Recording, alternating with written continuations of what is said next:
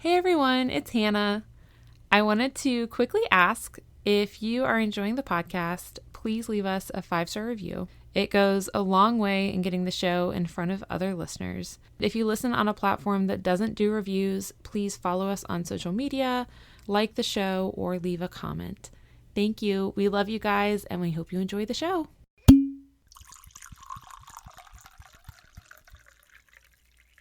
You're listening to The Tales We Tell, a podcast about spooky stories, unsolved mysteries, and local lore. And today, I'm your host, Katy. And I'm Hannah.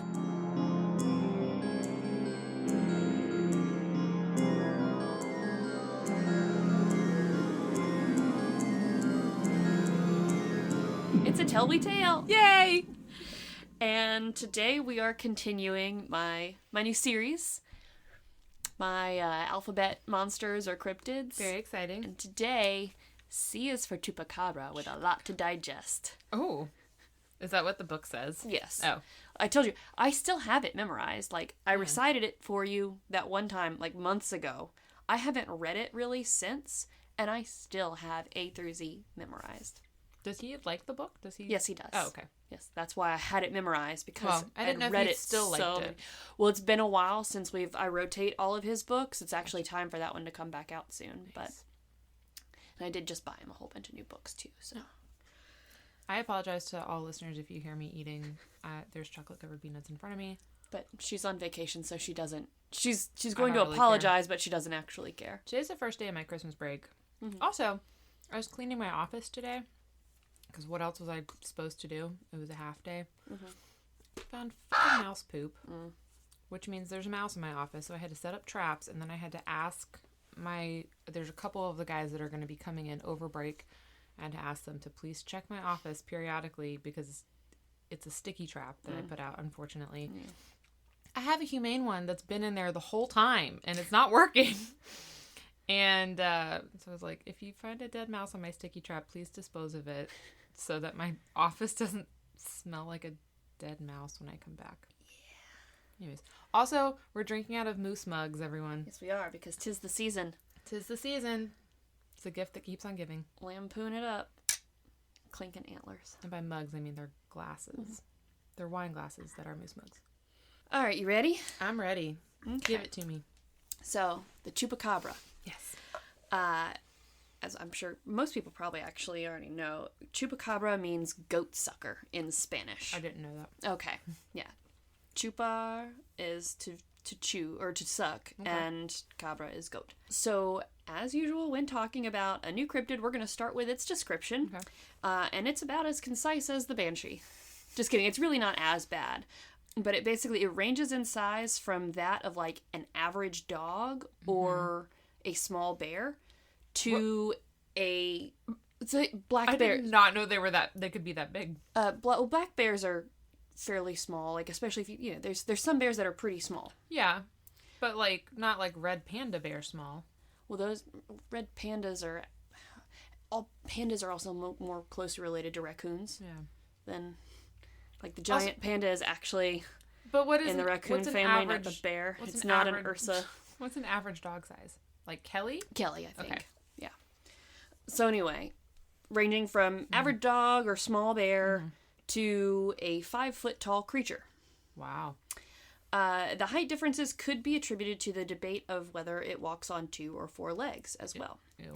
So most early accounts lean more towards the bipedal creature that actually kind of hops like a kangaroo, which, but it runs on 4 legs. This image does not, I don't know about you, but it doesn't really instill fear in me. It instills fear in me. I hate things on 2 legs. I was about to say people, but then I hate people too. So like when goats stand on 2 legs. You just hate goats in general. Yes. So again, hopping around like a kangaroo doesn't sound all that scary. That is until you factor in the glowing red eyes and sharp fangs that almost all accounts agree on. Little Mothman. Yeah. And older accounts also included bat-like wings. Little Jersey Devil. Yeah. Okay. So, now I say older accounts, because as with a lot of myths, these, accounts and witnesses and sightings, whatnot, have shifted over the years. Okay. So today's Chupacabra is much more dog-like in size and walks on all fours. Okay. It sometimes has fur. Sometimes it's more scaly and gray. Some even mash both of these descriptions together for a horrifying image of a furry lizard. Question. Answer. Isn't one of the, things that makes a lizard or reptile the fact that it does not have fur? Mm-hmm. Okay. Mm-hmm. Okay. It's, in fact, a defining feature right. of reptiles in general is right. their lack of fur. And a defining feature of a mammal is that all mammals have fur. Mm-hmm. Okay. Or hair or something. Or hair. Yes, or hair. Yes, that is correct. Okay. Hence the terrifying mashup of a furry lizard. It's like plasma. You don't know what it is. So, it also has a row of sharp spikes along its backbone, and it smells of sulfur or some foul odor or nothing at all. Oh, okay. So you some have a smell, apparently some don't. You could be well forewarned or not at all. So, older descriptions of the Chupacabra more closely resembled like a spine-backed alien. Ew. These are a couple quotes that I just keep in there. A winged kangaroo, like I said, some, like the older accounts had bats, and then the whole hopping around on two legs thing. A goblin, a predatory monkey, or, my personal favorite, an unusually ambitious mongoose. Ooh, I love that. Yes. I have thoughts on the other ones. So that's, if someone wanted to sum up descriptions of what chupacabras, I guess the older accounts used to be. Well, a flying kangaroo, I feel like, is the Jersey Devil. I feel like those people are just... The yeah. Jersey Devil has just gone south. Yep. A predatory monkey, my opinions on all apes. They're already predatory, so that's a regular ape in my mind.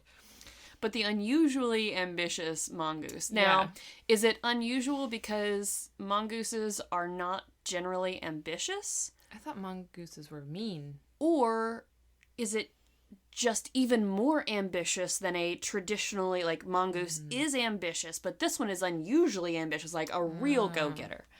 I don't know. I think I'm getting the mongoose mixed up with the badger, the honey badger. I think you are. Yeah.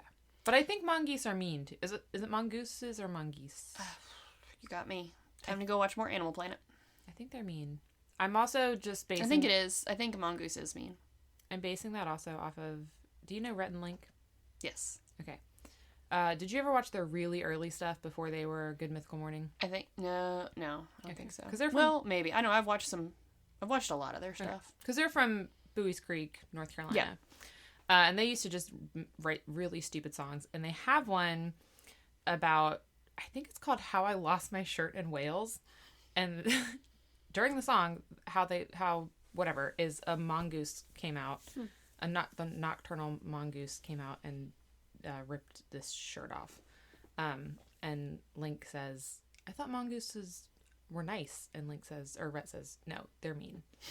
And in my head, that has stuck as a fact that mongoose are in fact very mean and live in Wales.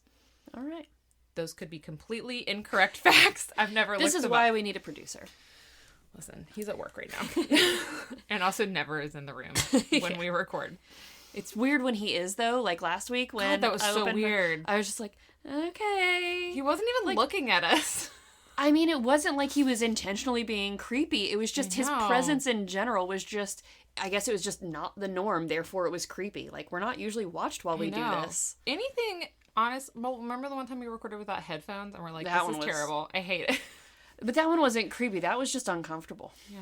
I was also thinking on the way over here about, it's a tell we tale, but I'm not sitting in your chair.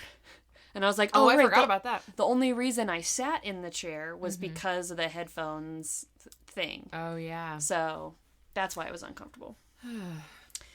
All right, so... Ambitious mongoose. Yes, ambitious mongoose. Sorry. Unusually ambitious mongoose. Yes, thank you.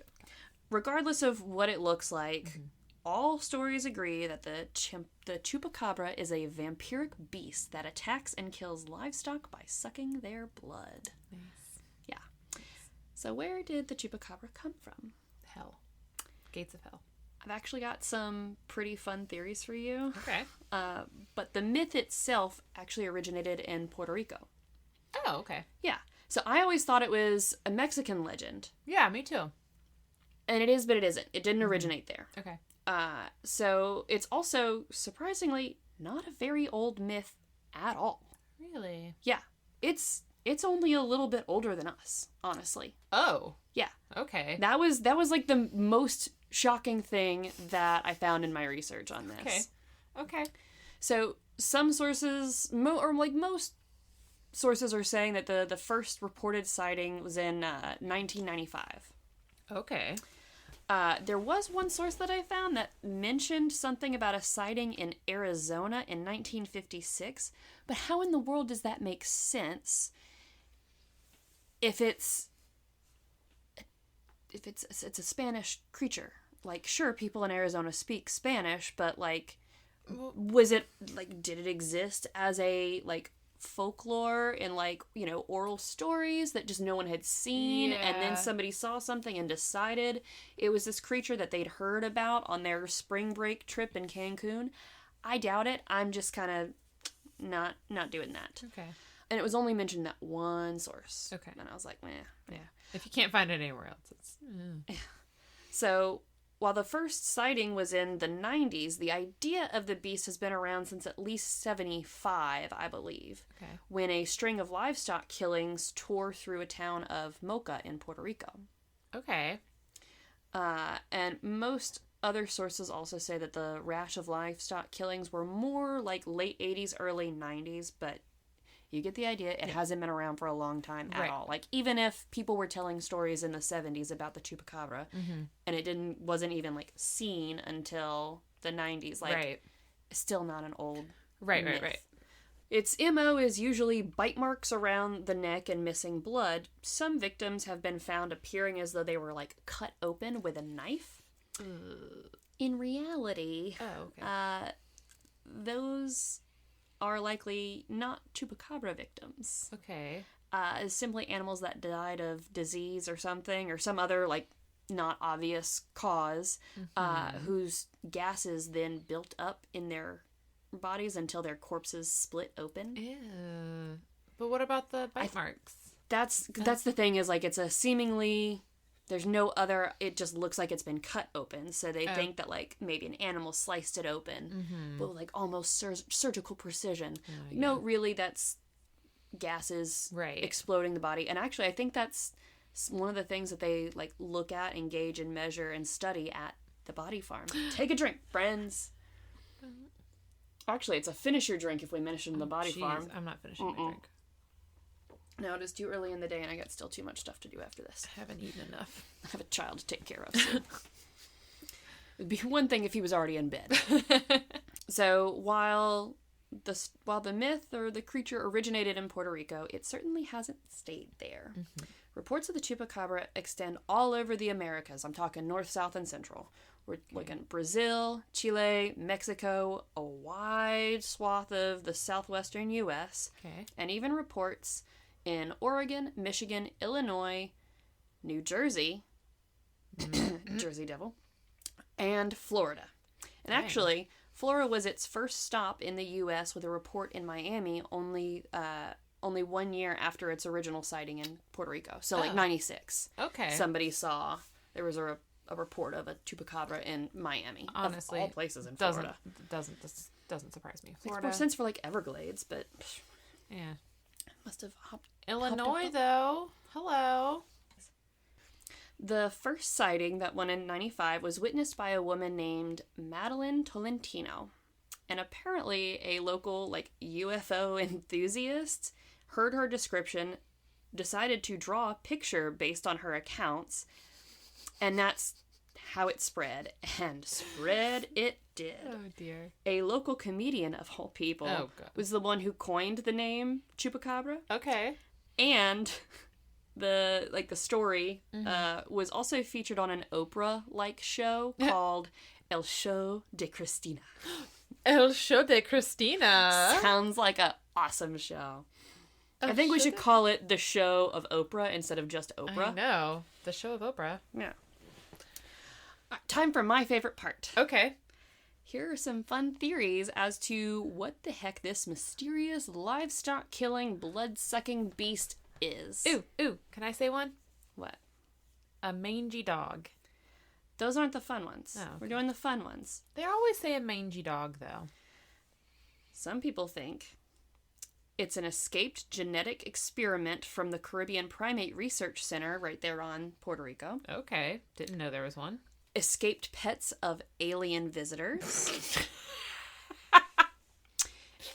Alien animal crossbreed created by NASA scientists. Okay. A genetics experiment of a cross between a wolf and a crocodile. What? Which I have a lot of questions about that. First, Same. one of which being like, okay, well, how did it become bipedal then? Those are both quadrupeds. Also, why? Yeah. Why? We're For back. What are we doing? I don't know what's going on. We're back to furry lizards again. That's all. And also, why? For what?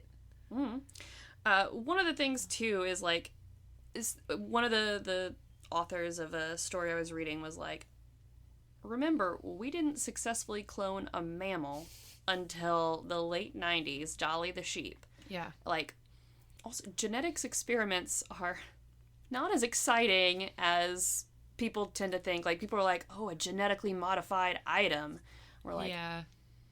Usually it doesn't mean what a lot of people think it means. Yeah, it's usually when they go awry, the experiment dies. Mm-hmm. They don't produce a monster. They don't.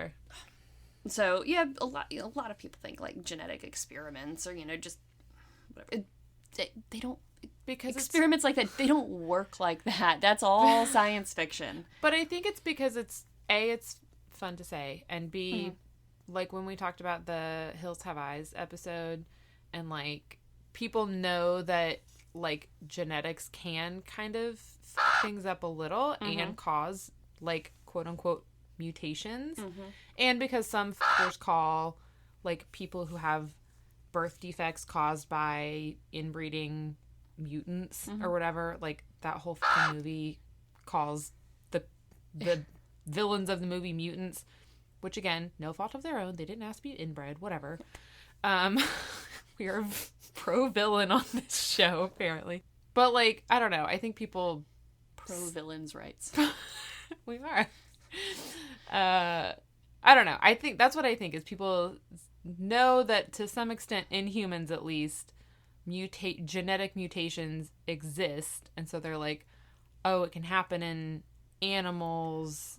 Well, you think too about crossbreeding things. You're like, oh, a zebra and a horse, a zorse, a tiger and a lion, a liger, a horse and a donkey, a mule. It's yeah, crossbreeding happens, but they are very closely genetically related to where they can successfully. And I say successfully, it's only semi-successful because I know in the case of mules, and I think for zorses also, they're sterile. They cannot then reproduce. Right. It's you get one and that's it. Right. You can't make a whole bunch of different animals. So yeah. Anyway, my last and favorite theory. Okay. An alien collecting blood to spread AIDS. Ooh, an AIDS alien. Why are they going for livestock blood, though? Well, if they want to spread AIDS, they need a carrier for the AIDS, Katie, obviously. And it's human. I mean, no. It's a virus. No, HIV.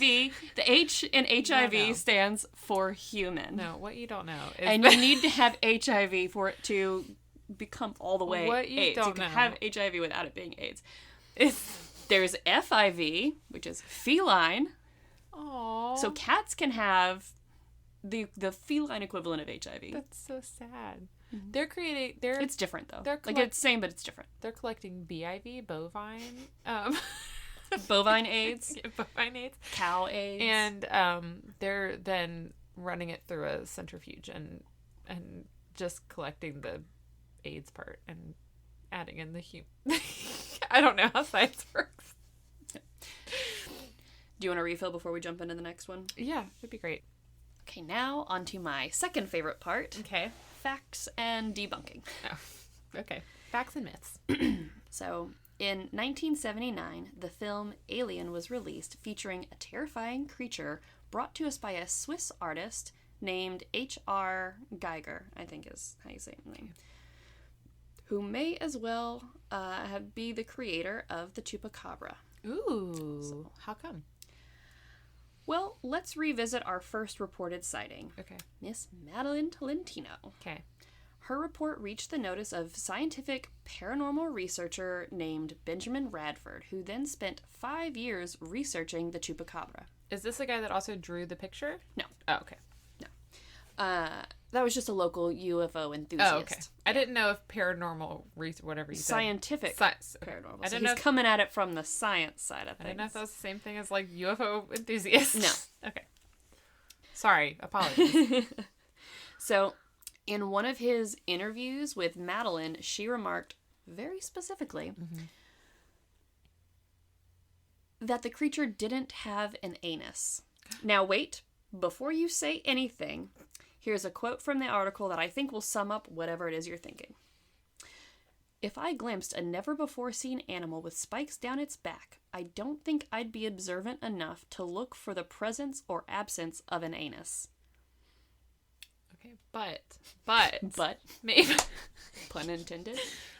But what if it did that cat thing where it turned around and it had its tail up so it was directly pointing its asshole at you and you were like, I know that that's where it's supposed anus to be, should be, and there's not one that I can see, because I know where most anuses are on animals.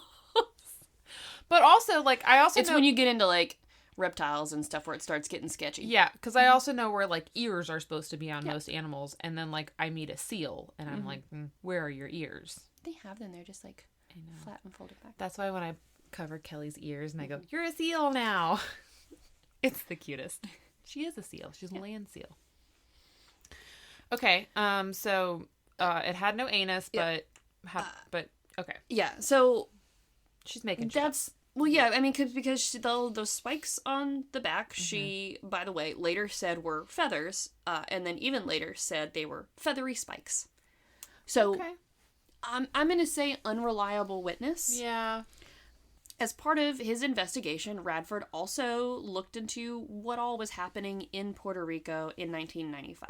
A lot of drugs. No. Not quite. I mean, if so, it wasn't of note to him, I guess. So, she did not have a drug problem as well. Okay.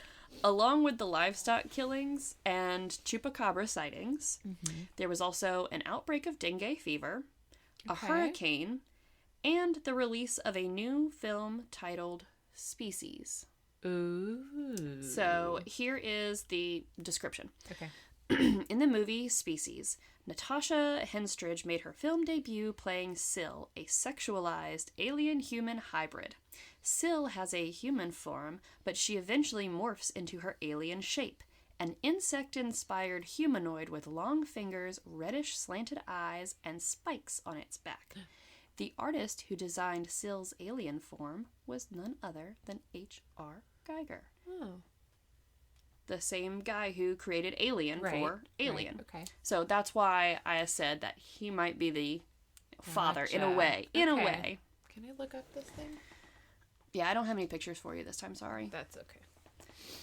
So, the film was released in Puerto Rico the month before Miss Madeline witnessed her butthole-less creature. And yes, she had seen the movie. So, regardless of what in the heck Madeline saw, or maybe she dreamed, livestock were actually being killed. But were they also drained of blood? Question mark. Question mark, yes. This is upsetting. She's also got boobs. I don't know if... Because she's sexualized. Yes. The first picture I saw was that one. It's It's almost as bad as Clooney's nipples in the Batman movie. No, they're like very prominent. Mm-hmm. But does she have a butthole? I don't know. Can't tell. So I will not Google that. So. No. Okay, so these dead livestock, mm-hmm. were they drained of blood? Because that's the Chupacabra's thing. Mm-hmm. Suck out its blood. Mm-hmm. Well, when animals die, blood pressure drops and gravity does its thing, which causes the blood to just pool in the lowest parts of the body. Right. Because that's called something, right? Yeah, there is a name for it. Because it's how you can tell people, like, what position they were in the longest. Yeah. I can't remember what it's called. But we're scientists. It's fine. Radford puts this very eloquently, so I'm going to quote him here. Okay. If you stick it with a knife, it's not going to bleed unless you've flipped it over where the blood has seeped to. And people don't do all of that. Oh. Very true, Mr. Radford. Also, people don't do all of that. You don't really actively bleed after you're dying because your blood isn't flowing. Because your blood pressure, your heart stops. Yeah, so there's no more pressure. There's nothing pumping and moving the blood. You have no more blood moving. And, like, you know, it'll slowly kind of drain whatever was already, like, had its momentum. Yeah. But then you kind of stop. Anyhow. I was going to say, I kind of want to come across it, but I don't. Because I'm not going to be messing with a dead animal. But leave that alone. Let someone else handle it. Like he says, people don't do all of that. That's right. They don't. People also don't typically go up to a dead animal and stick it with a knife to see if it starts bleeding or not. Yeah, which would make me wonder how they are just coming to the conclusion that it's drained of blood. Unless they're just like... I think they see, like, puncture wounds around the neck, but then not a puddle of blood nearby. Yeah. Okay, that makes sense. So, it's like, it's like they expect, to stab and then they bleed out, at which point, yes, there would be a lot of blood, right. But if that's how you killed them. If you died, and then we're, like, left there's not going to be a lot of blood. Right. So, the attacks on livestock were most likely perpetrated by... the government. Gonna go with your theory. Wild dogs or coyotes, etc. Oh, okay. I just listened to a podcast about cattle mutilation. And they were not perpetuating the myth that it was the government, but apparently that was a big myth. It was a theory? Wow. Okay. So, well, that just makes a crap ton of sense, right? So, how did we get the Chupacabra from that? Just coyotes attacking livestock. It just seems like a mundane, like, everyday thing. Like, you see dead livestock, you're like, oh, I bet a coyote got it. That's your first thought, right? Yeah. If that has been happening for years and years and years, why is it suddenly a mystery? Yeah. So, to answer that first, we need to go back and look at some of the actual Chupacabra bodies we have. Because did I mention... we have some bodies? We have bodies of Chupacabras. Where are they? Can we go see them? Actually, yes, and I'll get to that. Are they in Illinois? Can we hit them on our road trip? No. Texas. Damn it, that's so far away. It's going to be so... Illinois is not closer. I know, but if we're going up to Illinois, and it's just really out of the way. We'll go out west, taking the north route, and... okay, we'll hit it on the way back. And south route on the way back. All right. So, corpses of Chupacabras have been found over the years. They are the quadruped, dog-like description that I mentioned earlier. Okay. However, DNA analysis has shown them all as canids. Dogs. Well, that's hence sad. why they're very dog-like. I don't want to see a dead dog, Katie. So, I don't have any pictures of that. Well, yeah, but I don't want to go see one on our road trip. That'd be sad. I want to go see all the other sad things, but... so you want to go to the body farm and see a bunch of dead people, but we don't want to see. Yeah, and I want to go see Alcatraz, but I don't want. I don't want to see the dead dogs. I'll be sad about that. So, canids are dogs, wolves, foxes, jackals, and coyotes, all of which can interbreed to make awesome hybrids like wolf dogs and coy dogs. And I do want a coy dog? I want to look one up and see. I meant to do it before I left. Is it just a really shy dog Probably... that's being coy. I want to be your friend, but I'm a little shy, a little nervous. Like, don't play coy with me, dog. Get over here and get in my house and love me. Did you know that, so NC State has so there's we have our regular mascots that are like people dressed up in suits, Mr. and Mrs. Wolf. Mm-hmm. But then we have Tuffy, who is our live mascot, and she's a wolf dog hybrid. Mm-hmm. She's Tuffy 3. She's our third one. I don't know what keeps happening to them. Anyways. They get old and die. We've only had them for like 5 or 6 years. Like, it's... Oh. Maybe she just has to retire. I don't know. Because LSU is on like Mike 13 or something. We have not been having Tuffies for that long. But Tuffy 3 lives here. She lives in New Bern. Oh, cute. My dad wants me to figure out where. And I'm like, how creepy. do you want me to do that? And no, I won't. But I would love to meet her because she's very cute. So yeah, she's a canid. Okay. And any chupacabra that someone has found is ultimately some form of dog or fox. Okay.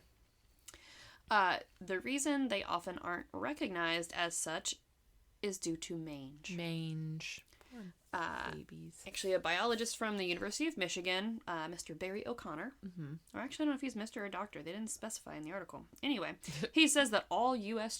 chupacabras were likely coyotes afflicted with mange, sorry. Poor babies. So, and I say U.S. chupacabras because those are the ones that we have and have done genetic tests on. A dog with mange will lose its fur. Its skin will thicken and kind of harden, giving it the appearance of maybe a scaly texture. Scales. The dog will become emaciated. Cough, pronounced spine, cough. I thought you were going to say it also gets a cough. And I was like, oh no! But sometimes it'll also smell bad. I've actually had to give medicated baths to dogs with mange before. Yeah. And it's just, they look so pitiful. Like, yeah, they look gross. They're just, like, scabby.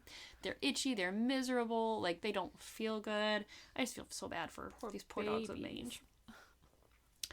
So, essentially, the hysteria of just dead livestock, plus a weird sighting, clearly a ripoff from a recent movie, plus dead mangy dogs, plus society's obsession with vampires equals, and this is a quote that I was too cute to pass up, a Frankenstein's monster of a tale. Ooh, with no butthole. No buttholes. Well, that was just the one. All these other, there's no mention of the presence or absence of an anus, so I think we're going to all go under the assumption that there's no anus. That there is one. Because I'm saying it's... Because no one's been like, oh, a chupacabra, you know how I know? No butthole. I'm going with its canon. No way. I mean, if no one has confirmed, if no one has seen a chupacabra and said it has an anus, then we have to assume. We have all of these chupacabras. Has anyone specifically said just that? happen to also be coyotes. Have they specifically confirmed that they have buttholes? I don't know. You call it Mr. Barry O'Connor and ask him. Fine, but no, I won't do that. All right, so what about the blood sucking? Yeah, what about that? Why are there puncture wounds?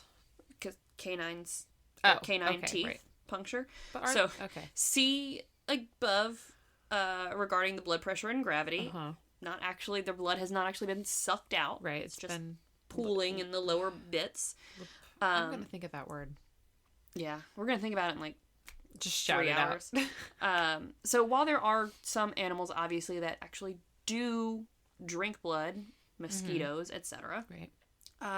The chupacabras found, coyotes, they just simply don't have the anatomy required for vampirism. They don't have lips. Yeah, they do. Dogs have lips, but not the kind that they don't have the ability to just suck blood. They don't have a straw. I didn't know how else to explain not the right kind. I don't know why it's so funny to me. Not you know what I'm saying? Yeah. They couldn't use a straw if they tried. So the last point in team wild dogs, dogs, coyotes, etc., don't always eat their prey. Hence why they're just dead with the puncture wounds. Okay. And nothing else. They haven't been devoured. Okay. Because that was like the one last, like, well, how do you know, like, if it's a coyote or a dog or whatever, they would have eaten their prey. No, not necessarily. They don't always do it. It could be the animal's lack of experience in hunting. It could be an injury that they have. It could be that they just like killing for funsies. I mean, look at Kelly or my dogs with a new chew toy. Like, oh, we just want to kill it dead. Yeah. And then once it's dead, my dogs sometimes are like, yeah, I'm done with that toy for a little while. Yeah. I killed it.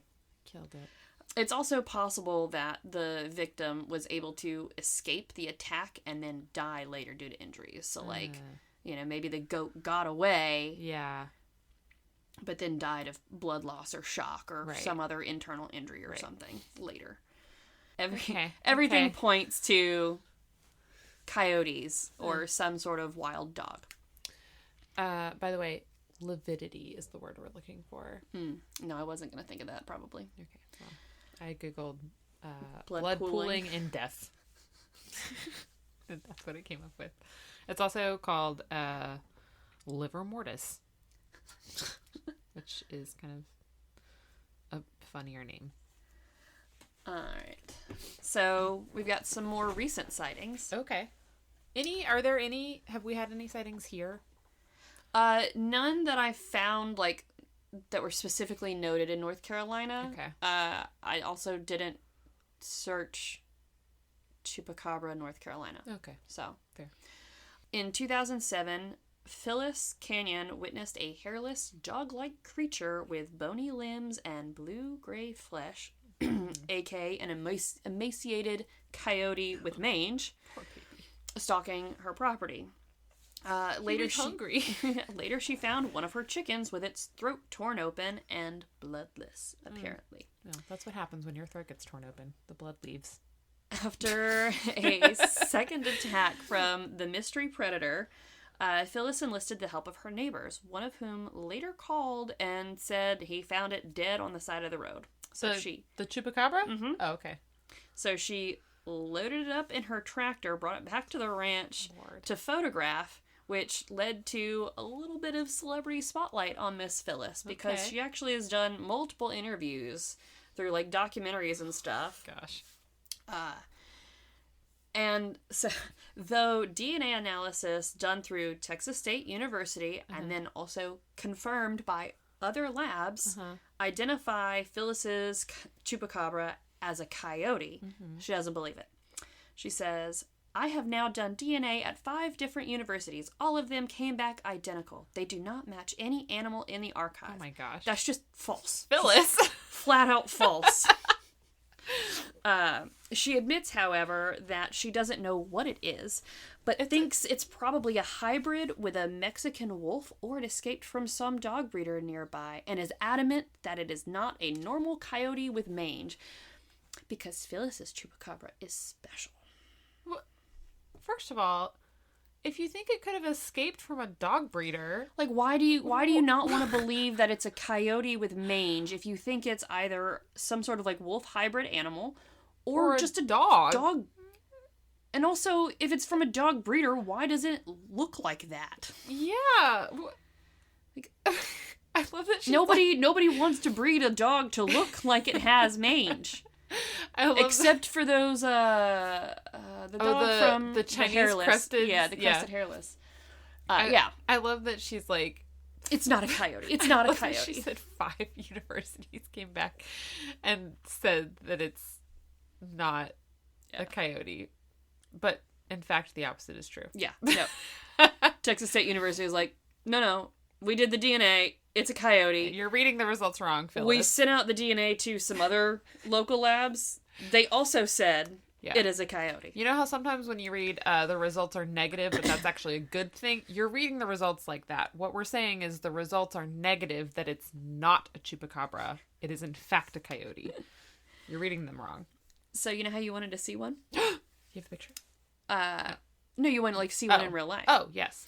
Phyllis has kept its skull and carcass in the freezer. Ew, Phyllis. And has had part of it taxidermied and mounted. What do you mean part of it? I don't know, because the skull and carcass are in the freezer, but also she's got some sort of taxidermy. Which part? Does she have, like, the skin? Like, part of its skin? I don't know. So she's just got mange hanging out on her wall. What part is the freezer? What part is the carcass? The insides? To me, carcass is the body or, like, bones and whatnot. Because I'm like, you know, you cook your Thanksgiving turkey, you eat all the meat, and then you're left with the carcass, which is the bones and the scraps and the remnants and everything else that you're not going to eat. But also, I feel like if she had the skin, like, I feel like if she had done that and had the bones in the freezer, first of all, you don't need to keep bones in a freezer. No. Second of all, then why would she say she had part of it taxidermied? That's having the whole thing taxidermied if you're just using the skin, because that's all you need for taxidermy. All I know is that there's a skull in the freezer and other parts of it in the freezer. Again, why is the skull in the freezer? If anything, you should have that taxidermy. You don't need to keep skull. You don't need to keep bones in freezers. Have any of this in your freezer or mounted on your wall. Don't keep it in a place where you're also keeping food that you're going to feed to people. I'm sure it's in a separate freezer. She has a ranch. I'm sure it's not in a separate freezer, Katie. I'm sure it's not in the food freezer. It's probably in the, like, livestock food freezer. Like, here's the chickens that we harvested and froze next to the 75% sure that it's mangy coyote. I'm 75% sure that it is in the freezer next to the deer that she's also going to eat. You want to hear one more little quote from Miss Phyllis? Yes, please. Perhaps, she said, the chupacabras are a type of coyote, but a rare sort. Naturally hairless, probably living underground, and very fond of blood. Because she can't accept that she simply saw, like, she can't admit that she was wrong. Like, I saw, it must have been a chupacabra. When faced with the truth that it was just a coyote with mange, she's like, oh no, I would be too embarrassed to admit that it was, that I saw, you know, I didn't see what I thought I saw. Like, it's okay to be like, oh, this thing that I got just a glimpse of from a distance. Yeah. You could just be like, oh, dang. I was hoping it was a chupacabra. You just can't admit you're wrong? Yeah. So, like, you can't admit that it's just a coyote. It has to still be a special, rare type of coyote. Where in the hell underground is it living? She's describing the things from The Descent. Those weird cave creatures that live on... Where underground, Phyllis? Do you live in a place that is full of caverns? She lives in Texas. So actually, depending on where in Texas, then yeah. Because Texas is like 5 different types of place in one state. Phyllis. You've got desert. You've got hill. Also, why would coyotes live underground?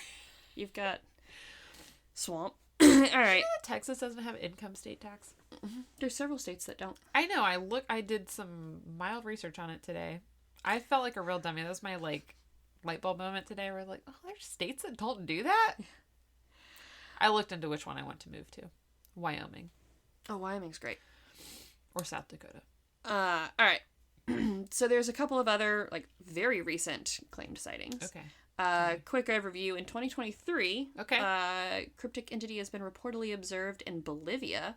Okay. Coinciding with instances of livestock found lifeless, seemingly drained of blood, leading to heightened concerns of a legendary demon wreaking havoc in the vicinity. Dumb question. Uh-huh. Although we just established, since I just told you I didn't know about the income tax thing. Where's Bolivia? South America. Which part of South America? Northern? No. It's like centrally. Okay. Just getting my bearings here. In 2022, perplexing object was recorded by security cameras at the Amarillo Zoo in Texas, prompting the city to seek public assistance in identifying it. An object? Uh-huh. Okay. The city is left wondering whether the entity was a nocturnal individual donning an odd hat, a large coyote standing on its hind legs, or possibly a chupacabra. I'm sorry, a nocturnal individual donning a large hat?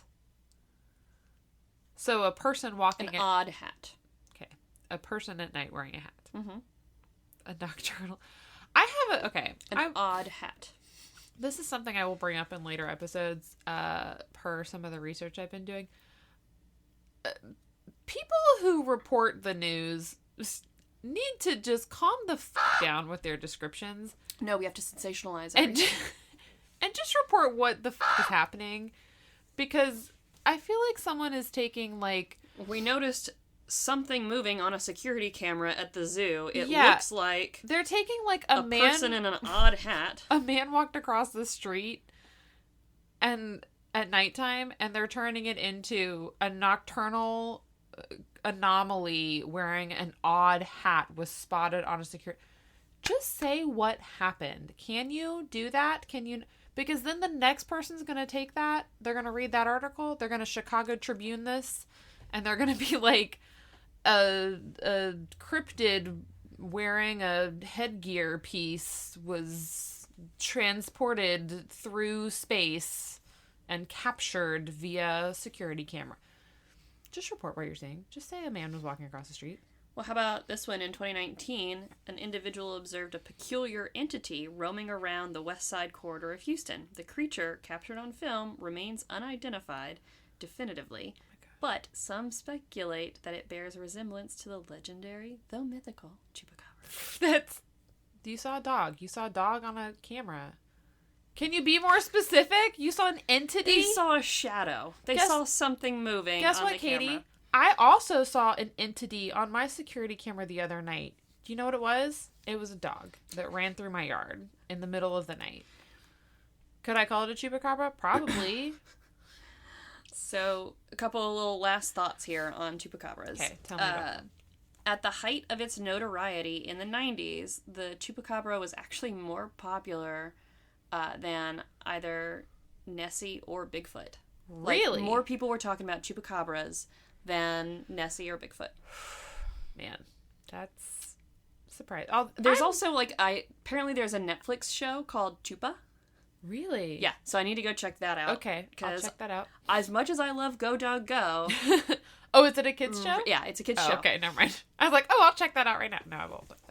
I will say, I do think Nessie's a little overrated just because she made that one appearance. Bigfoot I'm into. Yeah, I dig Bigfoot. I think he's real. I'm shocked that the Chupacabra was more popular than him because Bigfoot's been around, as we know. I think it was more like it was new and flashy and everyone was talking about the Chupacabra. Yeah. And there was like a sighting and there was this evidence of like, oh, something's killing livestock. Whereas there hadn't been any evidence of Bigfoot, no sightings. And also Bigfoot doesn't do anything. He just lives in the woods. Was just laying He's just low. Trying to live his life, mind his own business. He doesn't come in and eat your livestock. Well, occasionally he does come in and eat your prunes and your pancake mix. Well, that's when you go into his territory, though. Like, don't go camping in his territory. And then he takes you and keeps you as a pet for a few days. Yeah. It's fine. You know, gives you to his children and whatnot. But, you know, he didn't harm, harm done. No harm to foul. Nobody died. No one? Yeah. Did you die? Nobody drank Did you die? Nobody drank anyone's blood. You're fine. Good point. Good point. There apparently was also a man in 1996 who attended a demonstration in Mexico City to protest the government's home financing policies dressed as a Chupacabra.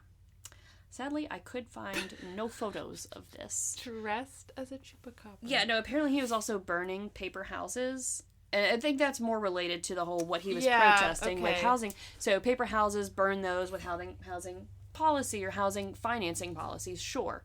But why are you dressed as a Chupacabra? Also, why is there not a photograph of this for me to find? I can keep looking, but my initial search came up empty. You know what, Katie? I will try my hardest to convince Jarek to do a couple's costume of a Chupacabra for your next Halloween party. Heck yes. You can be the goat. Ooh, yeah, because I don't want to have the spikes on my back. And although I did see a cute tutorial on how to make a... Or he could be the Chupacabra and you can just be a dog with mange. You guys can have the exact same costume. There you go. But I want to do, I want to put spikes on him and cover... I'll, tape up his butthole. And that'll actually be beneficial for me. You could be maybe you could be a cryptozoologist and just have like a whole bunch of stuffed animals, like a dragon or a Nessie, a little stuffed Sasquatch, and just like stick them in pockets and whatnot, and then you just take a wolf toy and then like shave parts of it, and then you can put the tape on its butthole. Put really patchy. Yeah, I like that. Am I leaving Jarek at home in this scenario? He could be a fellow cryptozoologist. He could be your recent find that you're studying. Okay. I like that. Who knows? Right now, with his work schedule, maybe he's not coming. Who knows? It's also a year away. That's very true. Who knows? Who knows what we're doing in a year from now? Probably this. Let's hope so. Knock on wood there. So, that's the Chupacabra. I love that so much. It's so fun. Yeah. We're doing some fun episodes recently. I mean, except for that two-parter I did. Well, I figured, just a short, quick, fun little... I like it. For the holidays. And also, I'm enjoying my cryptid series. So, the next one is D is for Demon Who Can Be Such a Pest. Okay. But we're going to skip D, because we've already done demons and possessions. Yeah. Okay, hold on. Can I guess the next one? Mm-hmm. Okay, C, D, E. Mm-hmm. E is for... I want to say Ellie, but it's only because that's your child's best friend, elephant. E is for...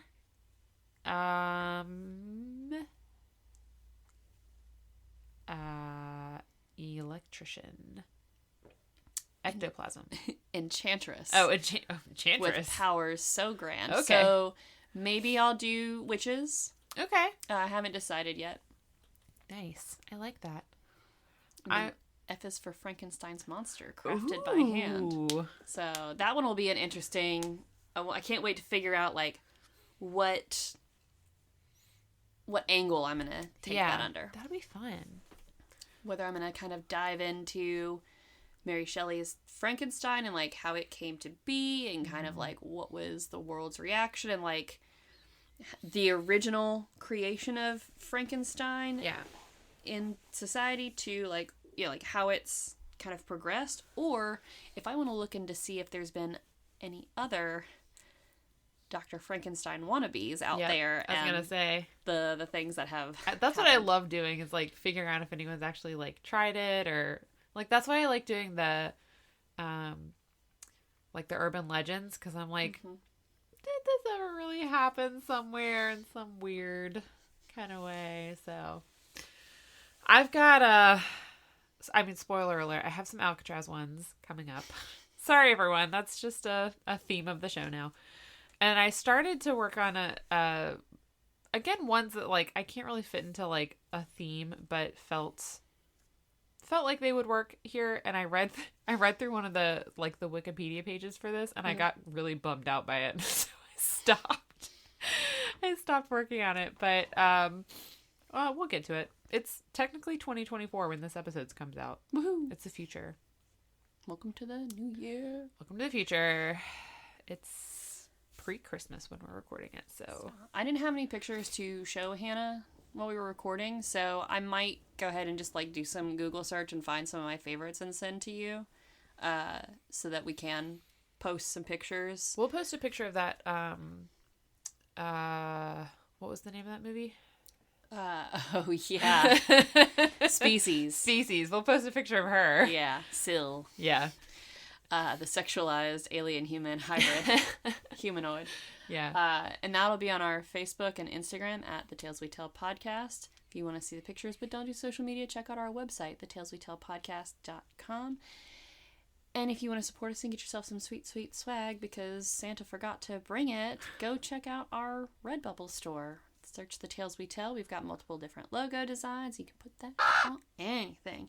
And if you want to support us but you don't need the stuff except early access, commercial-free listening, sometimes some fun bonus content, stickers and love notes, etc., etc., you can become patrons at patreon.com. Search The Tales We Tell.